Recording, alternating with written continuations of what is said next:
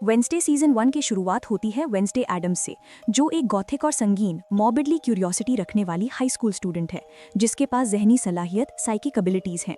जब वेंसडे का छोटा भाई पग्सली स्कूल के बुलीज का शिकार बनता है तो वेंसडे बदला लेती है, पिरहानास के झुंड से उन सबको मारपीट की कोशिश करती है। इस वजह से वेंसडे को स्कूल से खारिज कर दिया जाता है और उसे नेवरमोर अकेडमी जाना पड़ता है।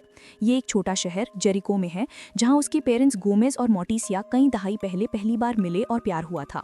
नेवरमोर एक ऐसा स्कूल है जहां जादुई आउटकास्ट पढ़ते हैं और एडम्स फैमिली को उम्मीद है कि वेंसडे को आखिर यहां अपनापन मिल जाएगा। और ये यकीनी बनाने के लिए कि वेंसडे कोई नया मसला ना करे, उसके पेरेंट्स थिंग नाम का एक कटा हुआ हाथ उस पर नजर रखने के लिए भेज देते हैं। नेवरमोर में वेंसडे की मुलाकात प्रिंसिपल लरिसा वीम्स से होती है, जो वेंसडे की जहनी सलाहियतों से मुताफिक हो जाती है और चुपके से उस पर नजर रखना शुरू कर देती है।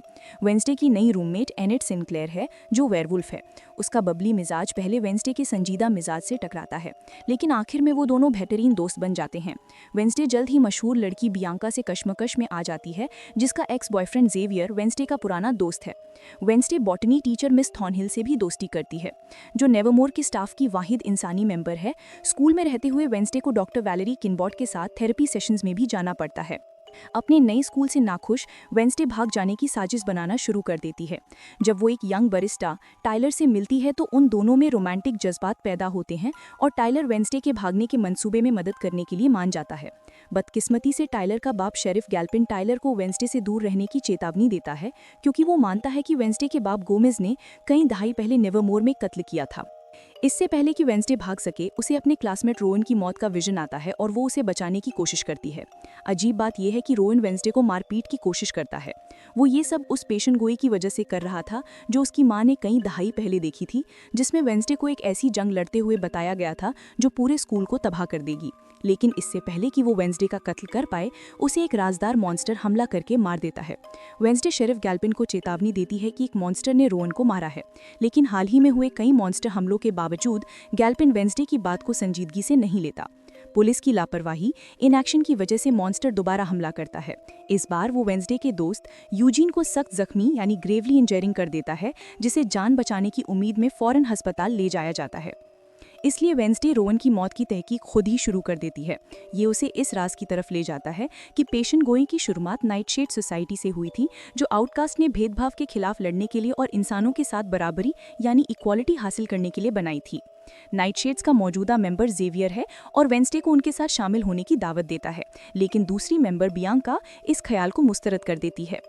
नाइटशेड से पेशेंट गोई की किताब चुराने के बाद वेंसडे को अपनी एंसेस्टर गुडी एडम्स के विजन आना शुरू हो जाते हैं। सदियों पहले गुडी नाइटशेड्स की फाउंडर थी, लेकिन जेरिको के बदउनवान फाउंडर जोसेफ क्रैक्सटन ने उस पर शैतान की पूजा करने वाली चुड़ैल यानी विच का इल्जाम लगाया था। जोसेफ क्रैक्सटन अपने शहर से सारे आउटकास्ट्स को खत्म करना चाहता था और इस तरह क्रैक्सटन ने अपने लोगों को बेगुनाह आउटकास्ट का कत्लेआम करने के लिए उकसाया। हालांकि गुडी बच निकली। बदले में उस इंतकामी गुडी ने क्रैक्सटन का कत्ल किया और उसकी रूह को लानत दी और उसे हमेशा के लिए एक बंद ताबूत में दफन कर दिया।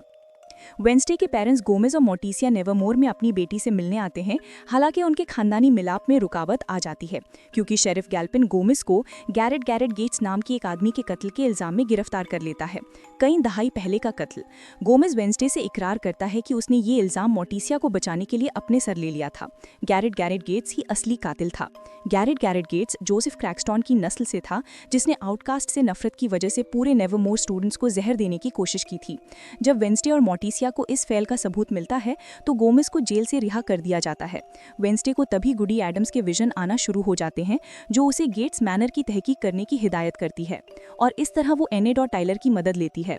वहां वो पता लगाती है कि गैरेट की गुमशुदा छोटी बहन प्रिज्यूम डेड लॉरेल शायद जिंदा है और उन्हें मैनर के तहखाने में मॉन्स्टर्स की शिकारों के कटे हुए जिस्म मिलते हैं। वेंसडे के चाचा फेस्टर तब आते हैं। वो वेंसडे की मदद करते हैं ये तय करने की राजदार मॉन्स्टर असल में एक हाइड है। ये एक हिंसा पसंद मखलूक है जो अपने इंसानी जिस्म में सुता यानी लेज डोमेंट रहती है और सख्त तनाव या सदमे के तहत ही आज़ाद होती है। वो ये भी पता लगाते हैं कि लॉरेल गेट्स वाकई जिंदा है और हाइड की मास्टर यानी सर्वेंट है।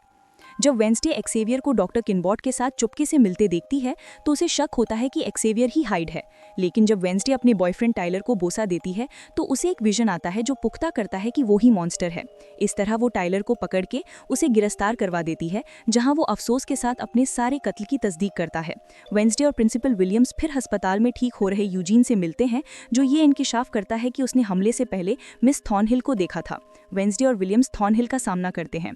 पता चलता है कि वो असल में लॉरेल गेट्स है और उसने टाइलर को ज़हनी तौर पर कंट्रोल किया ताकि वो आउटकास्ट्स को जड़ से खत्म करने के मंसूबे को आगे बढ़ा सके। लॉरेल फिर विलियम्स को मार देती है और वेंसडे को जानलेवा जख्मी करती है। वो वेंसडे के खून का इस्तेमाल करके अपने एंसेस्टर जोसेफ क्रैक्सटन को दोबारा जिंदा कर देती है।